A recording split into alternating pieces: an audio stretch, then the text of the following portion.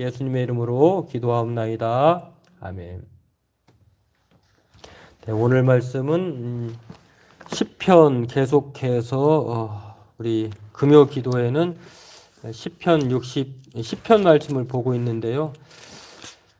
어떤 때는 제가 참 많은 유혹을 받습니다. 이 시편 말씀이 아주 어떤 때는 생소하기도 하지만 또 같은 주제가 반복되고 또 상황과 안 맞을 때도 있고 해서 참 여러 가지로 곤란할 때가 있는데요. 그래서 중단하고 또 다른 말씀을 해야 되나 하는 생각도 같지만 그냥 불굴의 의지를 가지고 계속해서 주신 말씀을 따라서 시편을 완독하도록 하려고 합니다.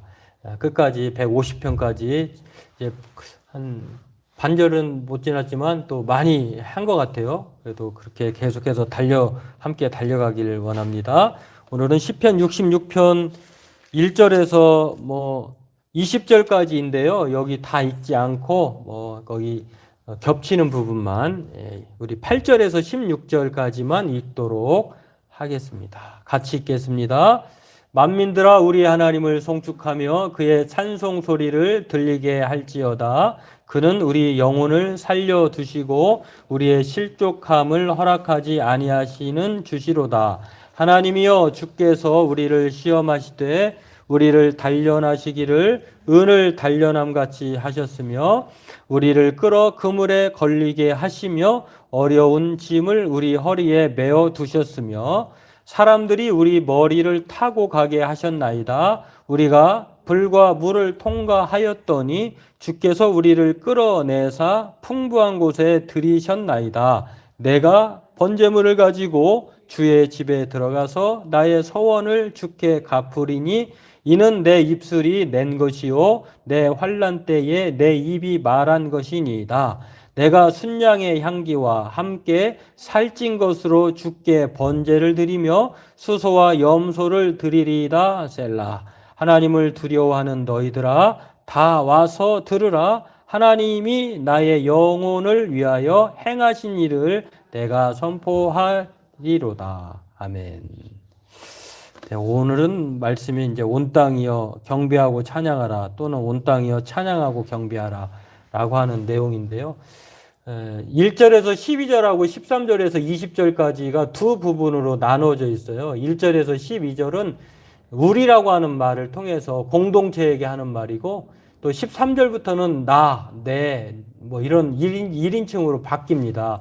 그러니까 하나님께서 오늘 이 시편 기자를 통해서 우리에게 주시는 이 말씀은 어떤 말씀이냐면 하나님께서 공동체에게 주신 은혜가 있다는 거예요.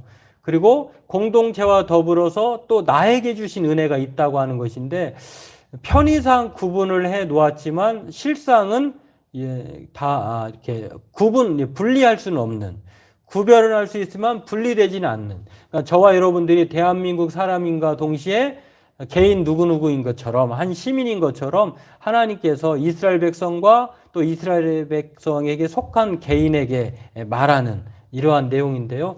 찬양과 감사의 내용이라고 할 수 있는 것인데 무엇을 하나님께서 감사하고 찬양하라고 이 시편 기자를 통해서 말하고 있는가? 오늘 이것을 살펴보고 함께 기도하기를 원합니다. 먼저 공동체에게 베풀어 주신 은혜가 있는데요. 1절에서 12절의 내용을 보면 특히 이제 5절에서 6절의 내용을 보면 알 수 있는데 하나님께서 왜 이스라엘 백성들 공동체 모두에게 하나님의 은혜에 감사하고 찬양하라고 하는가? 그 이유가 5절, 6절에 나와 있습니다. 보면 이렇습니다. 와서 하나님께서 행하신 것을 보라. 사람의 아들들에게 행하심이 어미하시도다. 하나님이 바다를 변하여 육지가 되게 하셨으므로 무리가 걸어서 강을 건너고 우리가 거기서 주로 말미암아 기뻐하였도다. 이 구약이잖아요. 이 말의 의미를 읽으면서 어떤 생각이, 어떤 상황인 것 같아요? 하나님께서 마치 우리가 은혜는 참 빨리 잊잖아요. 원수는 안 잊어도 속상한 일은 절대 안 잊어도 은혜는 우리가 빨리 잊어버리잖아요. 그런 것처럼 빨리 잊어버리는 이 이스라엘 백성들을 향하여서 하나님 다시 한번 그 은혜를 상기시켜 주는 거예요. 예전에 이런 일이 있었잖아 라고 하면서 바다를 변하여 육지가 되게 하셨다. 어떤 사건 같아요? 이스라엘 백성들이 400년 동안 요셉 이후에 애굽에서 종살이 했잖아요. 그래서 뭐 심한 그 노역으로 말미암아 그들이 정말 하나님 앞에 울부짖고 있을 때 하나님이 그것을 보시고 들으셔서 이제 모세를 통해서 이 애굽의 종살이 되었던 사람들을 하나님의 약속의 땅으로 이끌어 가시려고 하나님께서 이 이스라엘 백성들을 내보내시는 구원 구출 작전이 출애굽 사건입니다. 근데 이 바로 왕이라고 하는 사람이 얼마나 악한 왕인지 10번이나 이 재앙을 당하였어도 이스라엘 백성들을 도무지 놓아주질 않으려고 하니까 이제 놓아준다고 하면서 쫓아오는 상황에서 이스라엘 백성들은 다 이제 어마어마한 숫자가 약속의 땅으로 이주하고 있는 상황이에요. 근데 바로 왕과 이 700병거들, 불병거들 아주 뭐 요즘으로 얘기하면 최첨단 무기를 가지고 이스라엘 백성들을 그냥 그냥 순수히 놓아주지 않으려고 하는 그런 상황이 전개되었는데 뒤에서는 이렇게 쳐다볼 수 없을 만큼 잔인한 사람들이 쫓아오고요. 앞에는 홍해가 가로막혀져 있는데 그때 하나님께서 모세의 손을 향하여서 명하라 해서 이제 홍해가 갈라졌잖아요. 근데 이 사건이 바로 이걸 묘사하는 거예요. 하나님께서 정말 사방으로 우겨싸움을 당하였고 또 진퇴양난의 상황에 놓여져 있을 때에 하나님께서 이 마른 땅을 바다를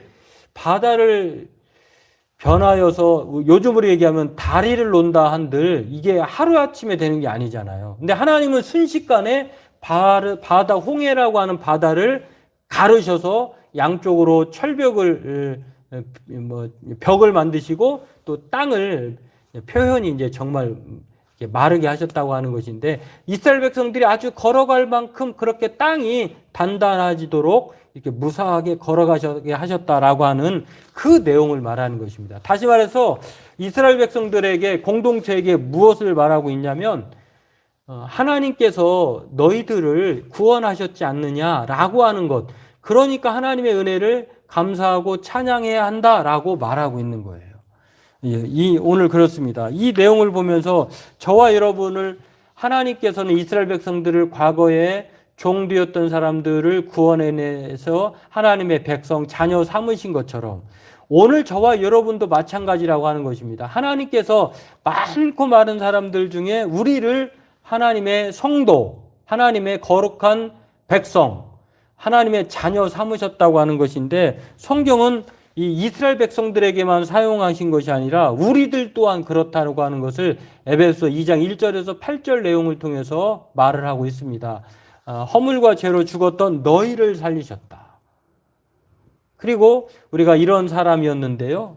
불순종 가운데 아들들 가운데 역사하는 그런 악한 사람들이었는데 전에는 다 그래서 우리가 육체를 따라서 세상 사람들과 뭐 차이가 없었다는 것입니다. 그러나 긍휼이 풍성하신 하나님이 그 우리를 사랑하신 그 사랑으로 인하여서 허물과 죄로 죽은 우리를 그리스도와 함께 살리셨다는 것입니다. 그리고 그것이 바로 은혜로 구원받은 것이다 라고 말씀하시면서 여기서 끝나는 것이 아니라 이제 죽었던 사람을 우리 살리셨 뿐만 아니라 나중에 또한 우리를 일으키신다는 거예요. 그리고 예수와 함께 하늘에 앉혀주신다.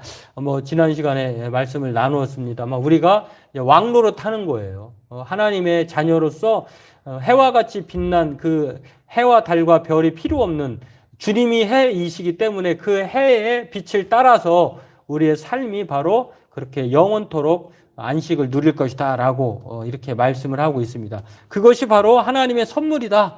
이 하나님의 구원의 은혜를 우리가 잊지 말아야 한다는 것을 오늘 1절에서 12절을 통해서 말하고 있는데 그 내용이 5절, 6절에서 알 수 있다라고 하는 것입니다. 예, 그렇습니다. 이 공동체에게 베풀어 주신 하나님의 은혜가 이거예요. 바로 이스라엘 백성들을 하나님께서 출애굽을 통해서 구원해내셨던 그 놀라운 역사가 있었던 것처럼 우리가 하나님의 백성으로서 구원받은 그 은혜를 우리 모두가 우리 공통적으로 잊지 말아야 한다. 그래서 감사해야 한다는 것을 말하고 있고요. 또 개인에게 베풀어 주신 은혜가 있습니다.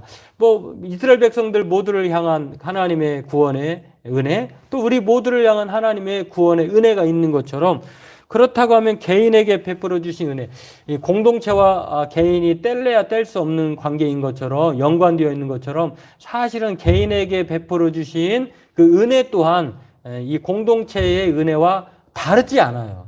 분리해서 말할 뿐인데 그런 거기 이스라엘 백성들이 모두 구원받은 것처럼 그 사람 한 사람 한 사람이 다 백성이 된 거잖아요. 그리고 나라가 된 거죠. 우리도 마찬가지라고 하는 것인데요. 그 내용이 오늘 개인을 향한 하나님의 은혜, 감사해야 될 이유, 그것을 오늘 성경은 이렇게 말을 합니다. 하나님을 두려워하는 너희들아 다 와서 들으라. 하나님이 나의 영혼을 위하여 행하신 일을 내가 선포하리라. 이제 처음에는 이 공동체에게는 하나님께서 바다를 마르게 하셔서 구원해 내셨다고 했잖아요. 근데 지금은 나의 영혼을 위하여 행하신 일을 선포한다는 거예요. 하나님께서 이스라엘 백성들과 또 나에게 행하신 일이 있는데 사실 다른 일은 아니에요. 이스라엘 백성들을 구원하는 것은 그 이스라엘 백성들이 무리 속에 한 사람 한 사람이 속해 있었다고 하면 거기서 하나님이 각자에게 행하신 일이라고 볼 수 있다는 것입니다. 그래서 오늘 내가 나의 입으로 그에게 부르짖으며 나의 혀로 높이 찬송하였도다. 하나님께서 자기에게 행하신 각자에게 행하신 그 은혜를 생각하면서 하나님께 우리가 온 땅이 하나님을 경배하고 찬양해야 한다라고 하는 것을 말씀하고 있습니다. 그렇습니다. 하나님은 우리의 하나님이자 나의 하나님이세요. 하나님은 우리 모든 그리스도인들을 위한 하나님의 아버지가 되실 뿐만 아니라 나의 아버지도 되신다라고 하는 것입니다. 그런 면에서 오늘 하나님은 공동체와 개인을 모두 구원하셔요. 그리고 우리를 향한 그 사랑을 아직도 거두지 않고 계시다라고 하는 것입니다. 그래서 오늘 저와 여러분들은 하나님이 한 영혼이라도, 여러분 하나님의 메시지를 보면은 이 전체를 말하기도 하지만 참 한 영혼을 천하보다 귀하게 여긴다고 하는 사실을 우리가 성경을 통해서도 알 수가 있습니다. 마치 구약에서 그 나아만 장군, 그런 사람, 아람의 장군이었잖아요. 그 사람도 하나님은 정말 우리가 알지도 못하는 사람인데, 이방 사람인데 하나님은 그에게도 관심을 갖고 계시고, 신약 성경에 보면은 이런 비유가 예수님께서 잃어버린 양의 목자의 비유를 통해서 마태복음 18장에서 그리고 누가복음 15장에서 말하고 있는데, 정말 99마리의 목자가 있는 양보다 목자 없는 잃어버린 한 마리의 영혼, 그 양을 위해서 찾아가시는 그런 예화가 예수님께서 들려주신 예가 있는데요. 그 예화의 시작은 하나님께서 천국에서는 정말로 어린아이들과 같지 않으면 결단코 천국에 들어가지 못한다고 했는데, 어린아이와 같다라고 하는 것은 지극히 연약한 자잖아요. 정말 자신이 정말 하나님 앞에 연약한 존재라고 하는 것들을 인식하는 것, 또는 자신이 어린아이와 같이 겸손해야 한다고 하는 사실, 이런 것들을 통해서 하나님이 얼마나 이렇게 귀하게 여기는지, 그러면서 뭐라고 얘기하냐면요. 마태복음 18장에 이 12절에 이렇게 말합니다. 제가 읽어드릴게요. 너희 생각에는 어떠하냐? 만일 어떤 사람이 양 100마리가 있는데 그 중에 하나가 길을 잃었으면 그 99마리를 산에 두고 가서 길 잃은 양을 찾지 않겠느냐?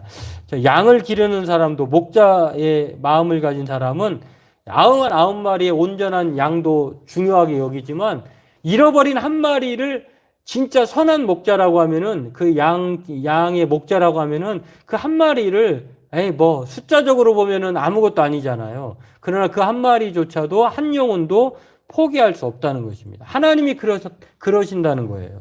그런 면에서 오늘 저와 여러분들, 하나님께서 예수님께서 이 땅에 오신 것은 마치 삭개오를 구원하러 오신 것처럼, 잃어버린 인자가 온 것은, 예수님께서 그렇게 위대한 말을 하셨는데요. 누가복음 19장에서 말하고 있는데, 예수님께서 온 것, 인자가 온 것은 잃어버린 자를 찾아 구원하려 온 것이다. 삭개오를 빗대서 말씀하셨는데, 마찬가지로 저와 여러분들을 향한 하나님의 구원의 계획은 영원하다. 많고 많은 사람 중에 왜 하필이면 나였을까? 그것은 하나님께서 여러분 자신을, 각자를 사랑하시기 때문입니다. 오늘 저와 여러분들은 이 두 가지 이유만 가지고도 하나님 앞에 감사할 수밖에 없는 사람들이라고 하는 것입니다. 하나님은 저와 여러분들을 종에서 자녀로 만들어 주셨고 자녀된 하나님의 백성을 출애굽뿐만 아니라 광야로 인도하셨고 광야에서 40년 동안 먹이시고 입히셨잖아요. 그리고 정말로 그들이 손으로 수고하고 또 정말 하나님께서 약속하신 그 은혜의 풍성함을 따라 가나안 땅에서도 땅도 주시고 먹거리도 주셨어요. 이렇게 하나님은 영혼을 구원하실 뿐만 아니라 우리가 살아가는 데 있어서 육신의 모든 것들 또한 구원의 은혜를 베풀어 주신다라고 하는 것입니다. 그렇습니다. 하나님은 저와 여러분들을 존재하게 하셨어요. 그리고 그 존재하게 하실 뿐만 아니라 우리를 붙잡아 주시고 끝까지 저와 여러분들에게 관심을 갖고 계시다라고 하는 것입니다.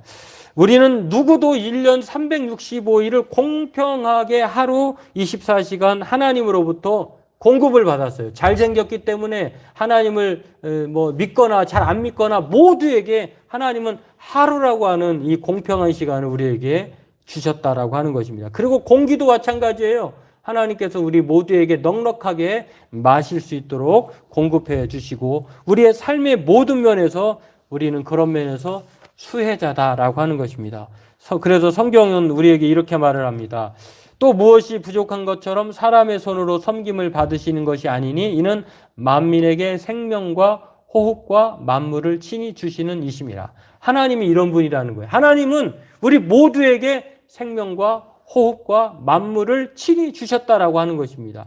감사하지 않을 수 없는 것이죠. 그리고 고린도전서 4장 7절에도 이렇게 말합니다. 누가 너를 남달리 구별하였느냐? 내게 있는 것 중에 받지 아니한 것이 무엇이냐? 내가 받았은즉 어찌하여 받지 아니한 것 같이 자랑하느냐? 저와 여러분들 생존케 하시고 지금 있는 모든 것들이 어디서 왔냐는 거예요. 마치 하나님이 주셨는데 안 받은 것처럼 자기가 스스로 노력해서 또는 태어날 때부터 그렇게 가지고 태어난 것처럼 어떻게 뻔뻔하게 자랑할 수 있어? 이렇게 좀 비아냥거리는 말투예요. 하나님이 다 주셨다는 것입니다. 믿으십니까? 오늘 저와 여러분들이 이것을 기억하면서 오늘 저와 여러분들은 하나님께로부터 받은 은혜가 너무 많은 수혜자들입니다. 그러므로 오늘 이 말씀을 기억하면서 이 시편 기자의 말처럼 우리가 온 땅이여 하나님을 찬양하고 경배해야 한다. 하나님의 은혜에 감사하고 또 우리가 찬양해야 한다라고 하는 사실을 생각하면서 오늘도 이 말씀을 따라 저와 여러분들 하나님의 백성 또 택한 자녀인 것을 알고 날마다 하나님 앞에 감사하며 그렇게 살아가는 오늘 그 말씀의 은혜를 기억하면서 기도하는 저와 여러분 되기를 바라겠습니다. 기도하겠습니다. 하나님이